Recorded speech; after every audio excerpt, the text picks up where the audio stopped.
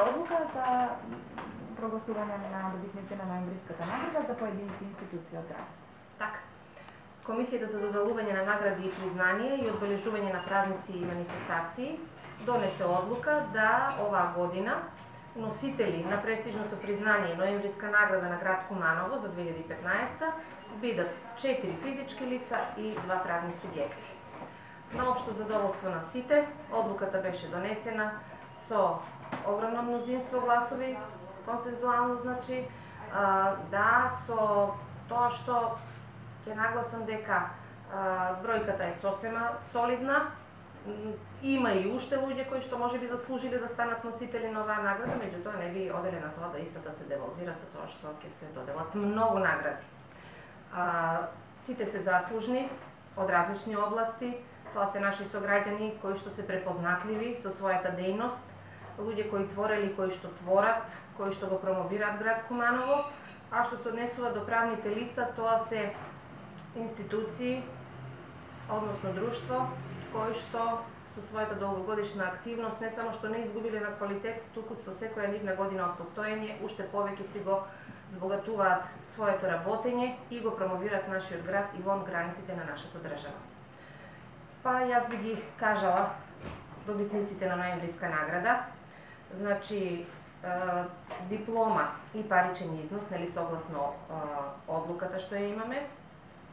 Носители, поединци се Светлана Антич, Јовчевска, новинар, публицист, писател, за нејзина долгогодишна работа како новинар и борец за професионално новинарство и напишани и објавени 3 книги од различни жанрови. Наша колешка. Потоа Мирослав Петровиќ, тој е пензионер, поранешен боксерски тренер за долгогодишна тренерска кариера, постигнати високи спортски резултати и голем придонес за афирмација на нашиот град и држава. Следниот е Томислав Нешковски, гитарист, ликовен уметник, за негови долгогодишни јавни настапи на солистички концерти во земјата и надвор од неа и активности на полето на ликовна уметност и реализирани голем број самостојни изложби. Четврта е Мерилин Стојановска, кореограф и председател на Денс студио МАК од Куманово за извонредни кореографски вредности и постигнати успеси во овој домен. Мислам дека сите овие поединци се добро познати на кумановската јавност и од моје лично име им честитам, им посакувам и на тамошни успеси во областите кои што ги работат. Што се однесува за правните лица, оваа награда им се доделува на Јавна општинска установа библиотека Тане Ѓоргиевски од Куманово за 70 годишниот јубилеј на институцијата, како нераскиден дел од културното битисување на нашиот град, доближување на книгата кон граѓаните, особено кон младите читатели. Без оглед на тоа што преку интернет се достапни се поголем број на книжевни дела и останата стручна литература на нашите сограѓани, сепак не опаѓа бројот на читателите, односно корисниците на услуги на Јавна општинска установа библиотека Тане Ѓоргиевски и можем да кажем дека се тие еден пример за успешно и плодно 70 годишно работење. Им посакувам многу успех и во понатамошната работа.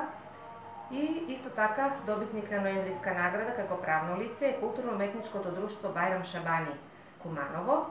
Исто така и тие имаат 70 годишен јубилеј. Им се доделува наградата за 70 годишно постоење, збогатување на културниот и забавниот живот во градот, одржаните над 1000 концерти со учество на повеќе фестивали во државата и надвор од неа и афирмација на музичките и културни предности на албанската култура и традиција од нашиот град. Сите го знаат ова културно-уметничко друштво, значи има многу настапи како во државата, така и во странство и со еден збор ја промовираат културата на овие простори во границите на нашата држава. Мои искрени честитки на останатите, им посакувам да не застанат со своите амбициозни творештва и секако наредните години има простор за нови кандидати, се надевам во што поголем број. Оно што сакам да го нагласам е дека комисијата најверојатно ќе направи некои промени во смисол можеби пролонгирање на рокот за пријавување.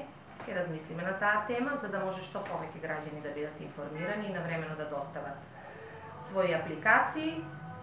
Наредната година исто така ќе треба малку построго да ги прецизираме критериумите за да немаме недоразбирање и да бидеме на чисто за тоа кој може да биде кандидат за оваа награда. А само ще едно прашање, дали едногласно беше донесена одлуката, дали имате вредење, размислување и надгласување? Надгласување немаше. И кога ќе биде врачувањето на? Надгласување немаше. Ќе кажам дека комисијата работеше со задоволство, значи навистина без никакви проблеми. Доделувањето на наградите ќе биде на 11 ноември на свечената седница, која што ќе биде одржана после полагањето на цвеќе на спомен костурница во 12 часот во зградата на поранешните општествено-политички организации, односно комитет. И уште едно прашање, колка е наградата за правните субјекти и за физичките лица? Нема проблем. Тоа после сега да пишеме.